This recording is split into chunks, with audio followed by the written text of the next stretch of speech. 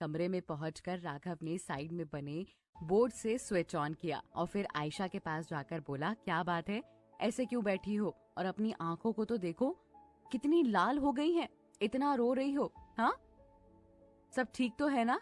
राघव, तुम यहाँ से चले जाओ, मुझे तुम्हारा चेहरा भी नहीं देखना। मैं तुमसे नफरत करती हूँ, नफरत। तुम भाई के नाम पर कलंक हो, कलंक। आयशा ने राघव का हाथ झटाकर उसे दूर करते हुए कहा, तुम्हारा गुस्सा जायज है, मैं ये नहीं कहता कि तुम गलत हो, पर मेरी बात तो सुनो। तुमने जो किया वो गलत था, ये तो तुम्हें भी जानना पड़ेगा और मानना पड़ेगा। हाँ, गलत किया मैंने तो क्या करती बताओ? क्या मुझे पैसों की जरूरत थी? हर किसी ने पैसे देने के लिए हाथ खड़े कर दिए थे। मैं अमित से शादी करना चाहती थी, उससे प्यार करती थी। तुम लोगों से भी मैंने कई बार पैसे मांगे, पर किसी ने मुझे पैसे नहीं दिए। अब तुम ही बताओ मैं क्या करती? हाँ, पर तुमने मेरे साथ अच्छा नहीं किया, मैं तुम्हें कभी माफ नहीं करूंगी, कभी भी नहीं। आयशा ने गुस्से में राघव से कहा, देखो, इस हाल में तुम्हारा ज्यादा रोना या टेंशन लेना अच्छा नहीं है। तुम बीमार पड़ जाओगी। पड़ जाने दो मुझे बीमार, मर तो नहीं जाऊंगी ना। मेरी चिंता मत करो। और तुम कौन होते हो मेरी चिंता करने वाले? मैं तुम्हारी चिंता करने वाला तुम्हारा भाई होता हूँ, और कौन होता हूँ?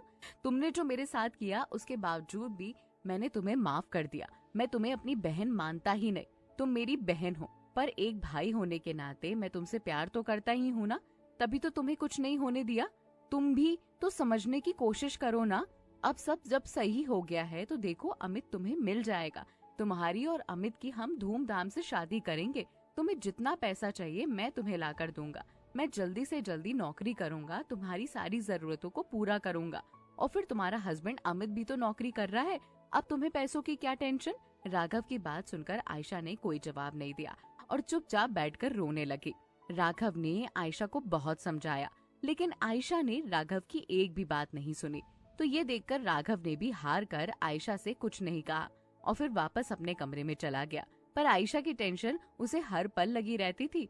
वो अपनी बहन से बहुत प्यार करता था, इसीलिए उसने उसकी सच्चाई सामने लाने के लिए अमन को उसके खिलाफ कुछ भी करने नहीं दिया।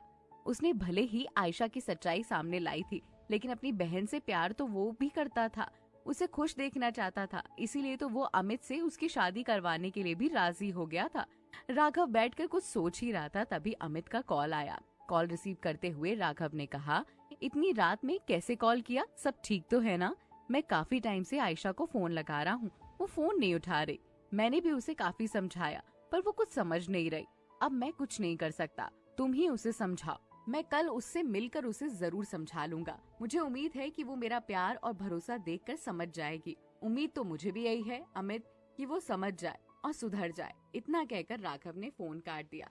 राघव के जाने के बाद दिव्यांशी भी वापस अपना डिनर बनाने लगी, क्योंकि दिव्यांशी अलग से रूम लेकर दिल्ली में रहती थी, रेंट पर, और उसकी फैमिली कहीं और रहती थी। दिव्यांशी खाना बना ही रही थी, तभी उसके पास फिर रूपल का फोन आया। तो दिव्यांशी ने कॉल देखकर एक गहरी सांस ली और गैस ऑफ करके रिसीव करते हुए बोली, उस टाइम क्यों कॉल किया था तुमने? क्या कर रही थी तुम? रूपल ने कहा, खाना बना रही थी, और क्या करूंगी। अच्छा अच्छा ठीक है, बता ना, राघव से कुछ बात हुई क्या? कुछ कहा क्या उसने किसी बारे में? वही तुम्हारी शादी के बारे में, रूपल हिचकिचाते हुए बोली। तुझे बड़ी पड़ी है मेरी शादी की?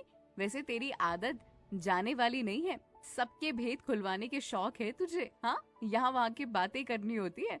नहीं नहीं, ऐसा कुछ नहीं है, मैं तेरी सहेली हूँ यार, मैं तुझसे नहीं पूछूंगी तो और कौन पूछेगा। देखो, परेशान मत करो मुझे, खाना बनाना है, मैं अभी फोन रखती हूँ। ये कहकर दिव्यांशी ने फोन काट दिया। इसके बाद लगातार 2-3 बार रूपल का फोन आया, लेकिन दिव्यांशी ने रिसीव नहीं किया। जब चौथी बार फोन आया तो दिव्यांशी ने स्क्रीन पर नंबर और नाम ना देखते हुए फोन रिसीव करते हुए चिल्लाकर कहा, तुमसे कितनी बार कहा है डिस्टर्ब मत करो, मुझे खाना बनाना है। अरे यार, गुस्से में क्यों हो? क्या हुआ? मैं पूजा बोल रही हूँ। ये सुनकर दिव्यांशी ने सर पर हाथ रखते हुए धीरे से कहा, सॉरी, वो मुझे लगा रूपल है, मैंने नंबर चेक नहीं किया था। कोई बात नहीं, कोई बात नहीं। बताओ पूजा, कैसी हो तुम? मैं ठीक हूँ, तुम बताओ, तुम ठीक हो ना? मैंने सुना था कि आयशा ने तुम्हें किडनैप कर लिया था, उसने तुम्हारे साथ कोई जोर जबरदस्ती तो नहीं करवाई ना? तुम ठीक तो हो ना? हाँ हाँ, मैं ठीक हूँ पूजा, आप टेंशन मत लीजिए, मैं ठीक हूँ, आप भी ठीक रहिए। मुझे क्या होना है?